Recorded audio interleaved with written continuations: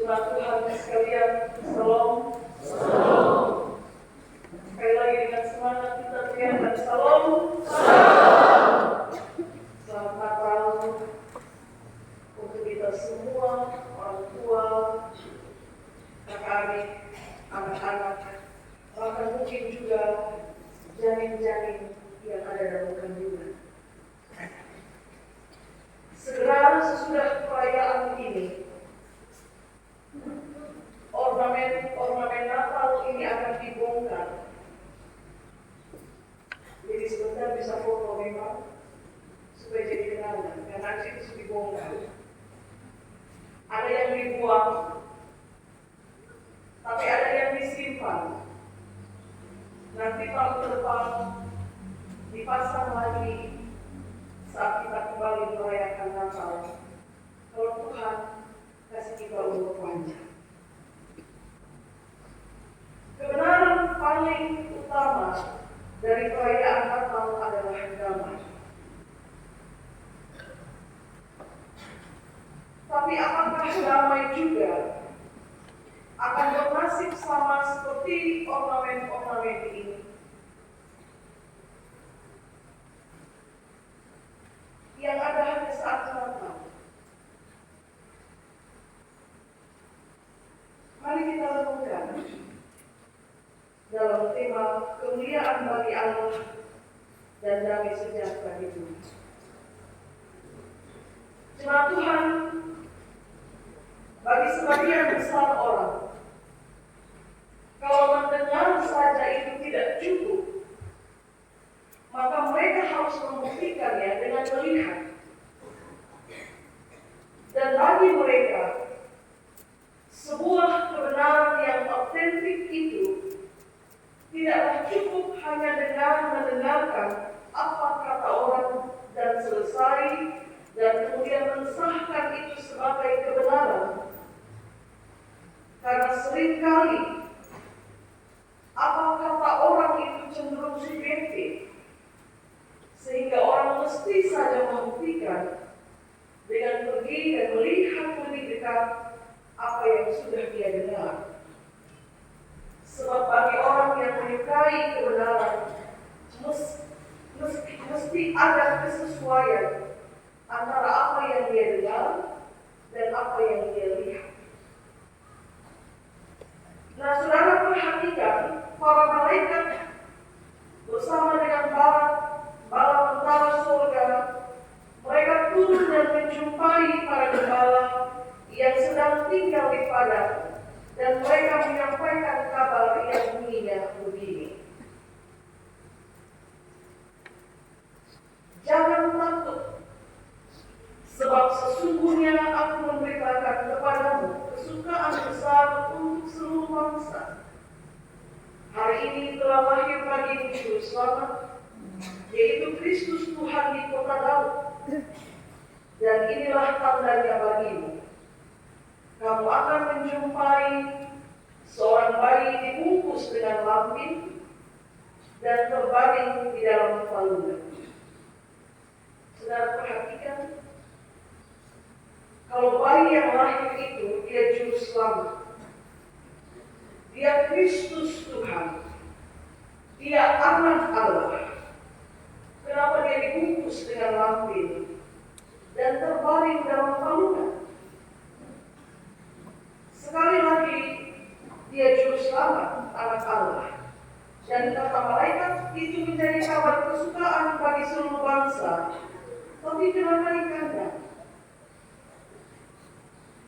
Saya masih mengingat dengan baik khotbah semalam. Yusuf orang Bethlehem. Dia punya keluarga di sana.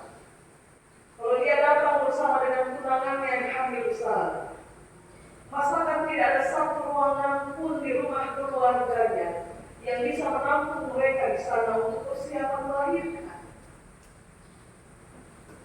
Kenapa mesti dikandang? Untuk sebuah kebenaran yang autentik, perkataan itu mesti dibuktikan. Malaikat bilang ini raja, ini anak Allah, dimaklumatkan. Sebab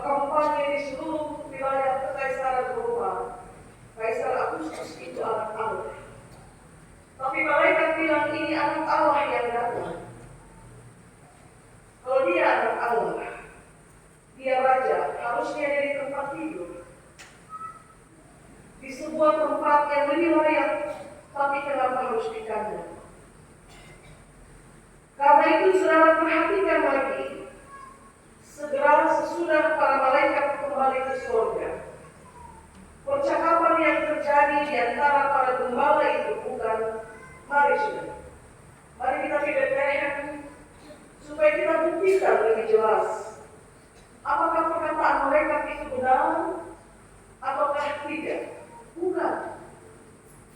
Percakapan di antara para gembala itu tidak demikian. Setelah malaikat itu kembali, yang mereka percakapkan adalah, marilah kita pergi ke Bethlehem untuk melihat apa yang terjadi di sana, seperti yang diberitahukan Tuhan kepada kita. Ya.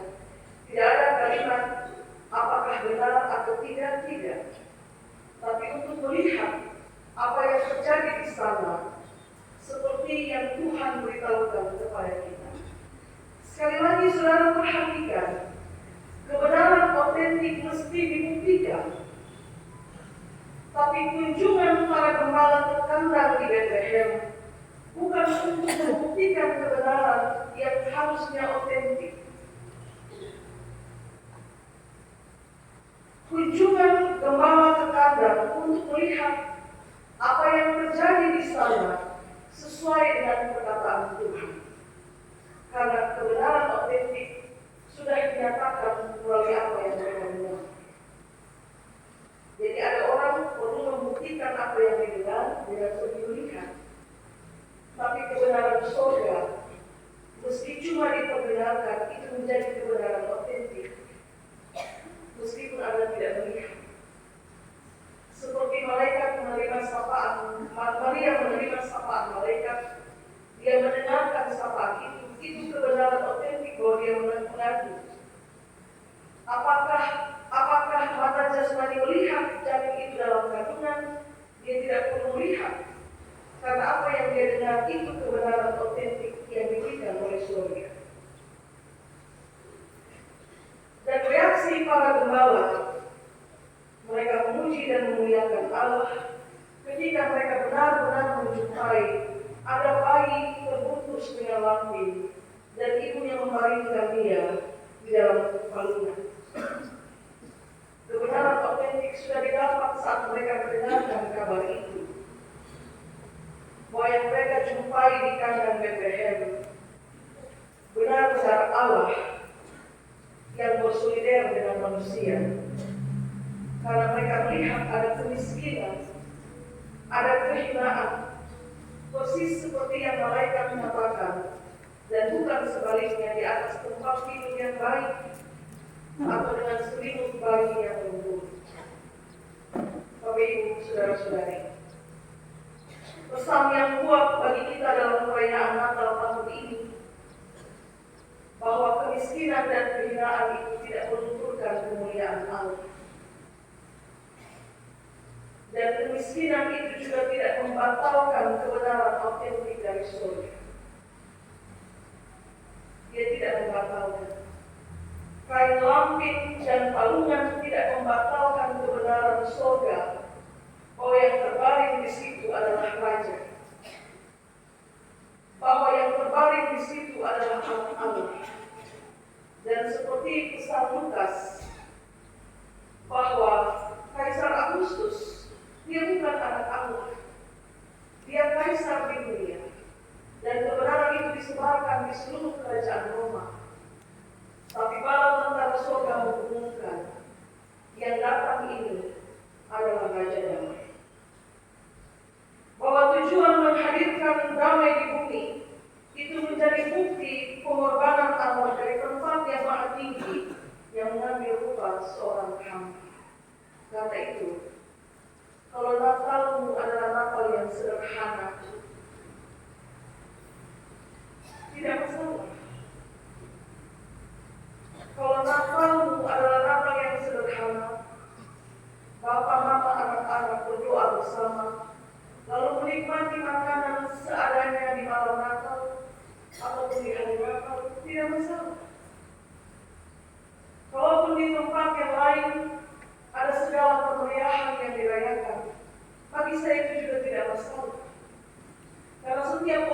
bebas untuk merayakan atau memaknai.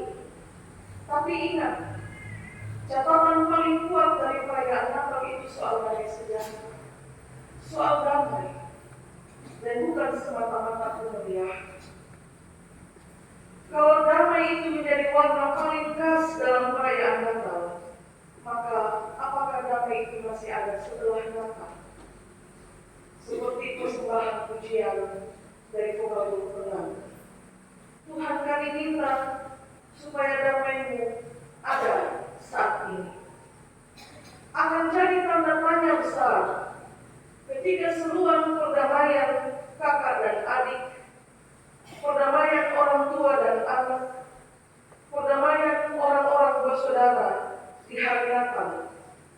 Tapi sesudah Natal, mereka kembali ke keadaan yang tidak lagi damai satu dengan yang lain. Ada seorang anak muda, dia anak muda, tapi dia tulis status, Natal tetap Natal, tapi permusuhan tetap permusuhan. Bagaimana? Natal tetap Natal, tapi bermusuh tetap kita bermusuh. Atau seperti pohon Natal yang kita pasang hanya di hari Natal. Bagaimana kalau pasang pohon Natal di Paskah itu tidak sesuai momen? Tidak ada orang pasang pohon Natal di hari Paskah. Kita pasang pohon Natal di hari Natal, sesudah itu dibongkar, mungkin dibuang karena dari bahan daur ulang, tapi mungkin juga disimpan sampai Natal berikut. Apakah damai Natal juga demikian? Kenapa orang menyerukan perdamaian hanya di hari Natal? Karena dia menjadi momentum, atau karena ini hari baik? Sekali lagi, kehinaan dan kemiskinan di kandang Bethlehem itu tidak melunturkan kemuliaan surga dan tidak membatalkan kebenaran surgawi yang otentik. Tapi manusia perlu sadar bahwa kalau Allah sudah sedemikian berkorban bagi dunia yang hina ini karena dosa, maka sudah sepantasnya kita hidup damai satu dengan yang lain. Tidak perlu diserukan juga di hari Natal, meskipun dia menjadi warna yang khas. Tapi baiklah kita juga meyakini masing-masing pribadi kalau ini hari baik. Bukankah saya juga harus merentangkan tangan saya juga untuk menjangkau mereka yang mungkin melukai saya? Sudah sepantasnya kita hidup damai. Karena begini Bapak Ibu, ini soal hari-hari. Ini hanya contoh. Kalau ada orang yang meninggal, kita kasih pesan tweet, ya, rest in peace, yang diterjemahkan sebagai beristirahatlah dalam damai. Itu pesan untuk si mati, gitu ya. Tweet, rest in peace. Wahai si mati, beristirahatlah dalam damai. Tapi baik kalau pas meninggal, dia ada dalam situasi damai. Kalau dia meninggal dalam situasi dia belum berdamai, atau dia belum menerima damai dari orang yang sedang memusuhi dia, apakah kita bisa menyebut rest in peace? Kita bilang dia istirahat dalam damai, tapi dia sedang tidak damai saat dia beristirahat dalam kekekalan. Masih ada sesuatu dalam hatinya yang dia bawa sampai mati. Karena itu Bapak Ibu, hati-hati juga kita kalau berucap. Kadang kalau kita terlalu emosi berlebihan, kita suka bilang, sampai mati, sampai mati. Begitu. Sampai mati saya titik batu, kita dua tidak akan berdamai. Kalau nanti mati orang tulis rest in peace, Anda tidak sedang punya damai. Karena yang tidak damai itu dibawa sampai mati. Lalu bagaimana ucapan itu diucapkan? Rest in peace. Beristirahatlah dalam damai. sampai mati, kita doa tetap musuh. Kalau kemudian dia meninggal, dia pergi dengan tidak membawa damai yang diharapkan dari kita untuk kita kasih kepada dia. Bagaimana kita bisa bilang rest in peace? Ya, ini akhir tahun, kita menanti kedatangan Kristus. Bagaimana kalau dia datang di tahun 2023? Apakah rest in peace? Kita beristirahat dalam damai yang kita sendiri mengalami atau yang kita bagi untuk orang lain. Jadi pesan Natal lewat pujian kaum bapa, perempuan benih, pembalut penanggung, selamat Natal, damai di bumi, damai di hati. Itu kebenaran otentik, kebenaran Natal. Bahwa setiap orang bertugas untuk menyebarkan itu. Karena Raja Damai sudah datang. Jadi tugas kita yang terima itu kita lanjutkan. Kalau itu hanya berhenti di kita, sementara ada orang lain mengharapkan damai itu kita kasih untuk mereka, maka betapa kita menjadi bersalah karena berkat itu kita simpan untuk diri kita. Semoga setiap orang pada waktunya, ketika dia kembali, dia beristirahat dalam ketegalan, dia beristirahat dalam damai yang dia dapat dan yang dia berikan kepada orang lain. Selamat Natal Bapak Ibu. Kemuliaan bagi Allah, tapi damai sejahtera dipegang dari bumi. Amin. Kita mendengarkan persembahan pujian dari Pembalut Penabung untuk pujian yang kedua.